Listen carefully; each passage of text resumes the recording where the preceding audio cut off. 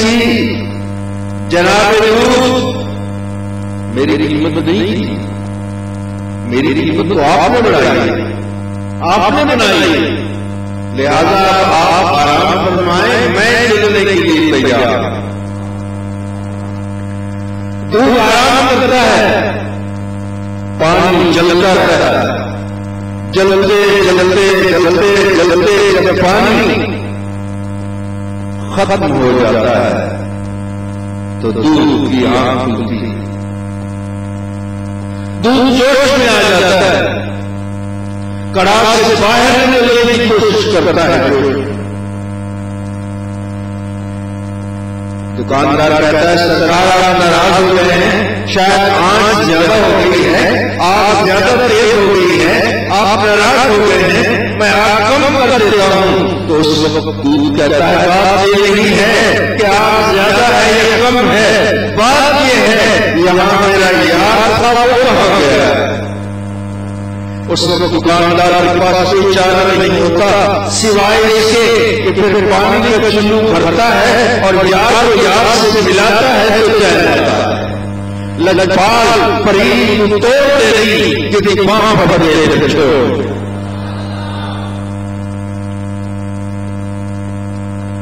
हज़रात मुहतरम सूफिया किराम बड़े लजपाल होते हैं,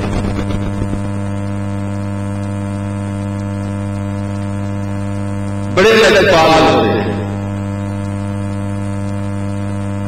इस दुनिया में भी काम आते हैं, उस दुनिया में भी काम आते हैं।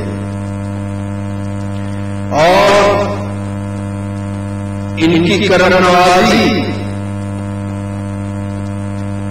किसी तलवार की मोहताज नहीं, किसी बंदूक की मोहताज नहीं है।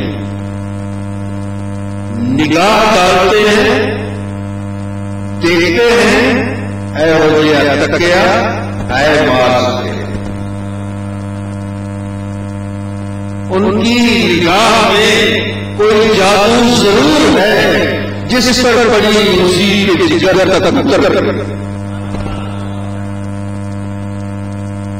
हज़रत भाई इस्लामी रहमतुल्लाह अलैह रात के वक्त इबादत में मसरूफ हैं। हातिफ गैब ने आवाज दी फलां मोहल्ले में एक हिंदू मुबल्लिग तबलीग कर रहा है, 500 का मजमा है, तुम जिंजू पहनो और जाकर उस मजमे में बैठ जाओ। ख्याल आया मैं मुसलमान हूं, जिंजू कैसे पहनूंगी, तो हिंदुओं की अलामत होती है। फिर हातिफ गैब ने आवाज दी हकीम ला यहू लिल हकीम का कोई काम हिम्मत से खाली नहीं होता। आपने जंजू पहनी तो मैं सज्जादा रंगी करत मेरे इमाम होए कि साले बेखबर नौबत जिला और उसमें मत जंजू पहनी और जाकर उस 500 के मजमे में बैठ गए। जो ही आप बैठते हैं तो वो हिंदू जो बल्ले कहता है कि भाई मुझे तुम में से मोहम्मद की खुशबू आ गई। उन्होंने एक दूसरे को देखा, सबने जंजू पहनी हुई थी। उन्होंने कहा यहाँ सबने जंजू पहनी हुई है और यहाँ कैसे कोई मुसलमान आ सकता है। उन्होंने कहा हमें तो पता नहीं चलता, अगर तुझे खुशबू आ रही है तो तू खुद उसको तलाश कर। बल्ले ने कहा मुझे भी तरीका आता है वो तलाश करने का। उसने कहा है मोहम्मदी मैं तुझे तेरे नबी का वास्ता देता हूं पड़ा।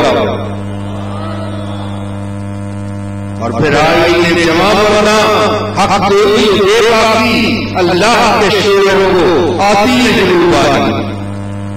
हज़रत भाई इस्लामी 500 के बदले में अकेले खड़े हो जाते।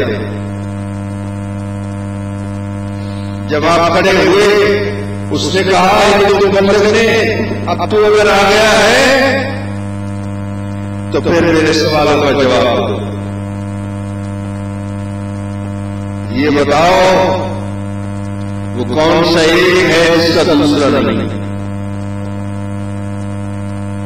वो कौन से दो है जिसका तीसरा नहीं है? वो कौन से तीन है जिसका चौथा नहीं है? वो कौन से चार है जिसका पांचवा नहीं है? वो कौन से पांच है जिसका छठा नहीं है? और वो कौन सी जमीन है जिसने एक मरतबा आसमान को देखा है, उसके बाद उस जमीन ने आसमान नहीं देखा? और वो कौन सा हाजी है जो काबा शरीफ का तवाफ करता रहा है, न वो इंसान है न हैवान? और वो कौन सी कब्र है जो मैयत को लेकर फिरती रही है? इन सारे सवालों का जवाब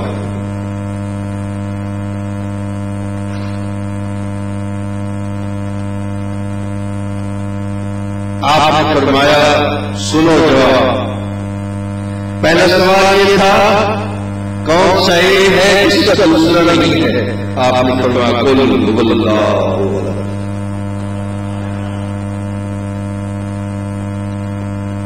उसने कहा ये बताओ कौन से दो हैं जिनका तीसरा नहीं है?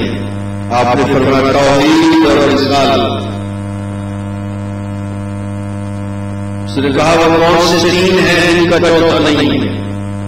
आपने फरमाया वो तीन अर्श पे हैं, लौह कलम कुर्सी। उसने कहा वो कौन से चार हैं जिनका पांचवा नहीं है? आपने फरमाया तौरात, इंजील, ज़बूर, कुरान। उसने कहा वो कौन से पांच हैं जिनका छठा नहीं है? आपने फरमाया फज्र, ज़ोहर, असर, मगरिब, इशा। उसने कहा अच्छा ये तो जरा आसान सवाल थे, अब ये बताओ वो कौन सी जमीन है जिसने एक मरतबा आसमान देखा है और फिर कभी आसमान नहीं देखा? आपने फरमाया हज़रत मूसा अलैहिस्सलाम जब दरिया से गुजरने लगे, दरिया ने रास्ता दे दिया, उस जमीन ने आसमान को देखा। जब आप गुजर गए, पानी फिर आपस में मिल गया, उस जमीन ने फिर कभी आसमान आज तक नहीं देखा।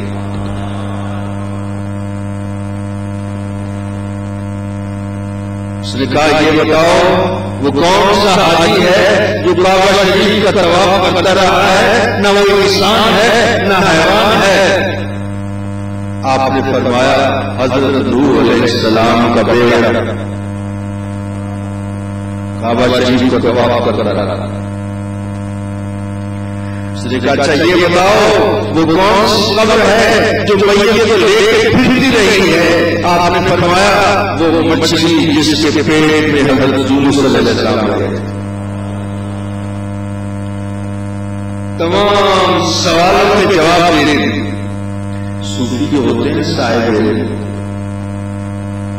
कोई सूफी बगैर इल्म के नहीं। हर सूफी आलिम जरूर होता है, हर आलिम सूफी नहीं होता। दोनों के पास इल्म होता है। मौलवी के पास भी इल्म होता है, सूफी के पास भी इल्म होता है। इल्म में फर्क।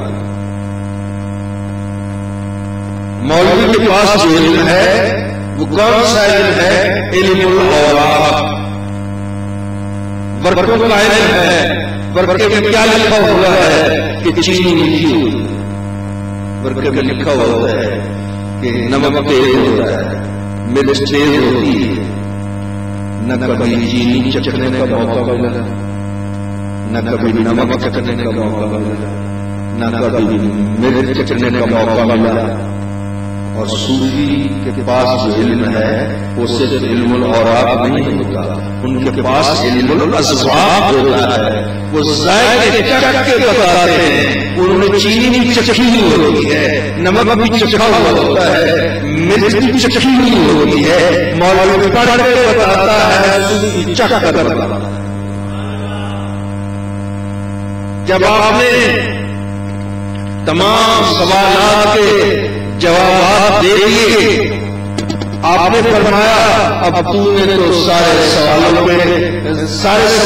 कर लिए हैं, उनके जवाब दे लिए हैं, अब मेरे एक सवाल का जवाब। उसने कहा अच्छा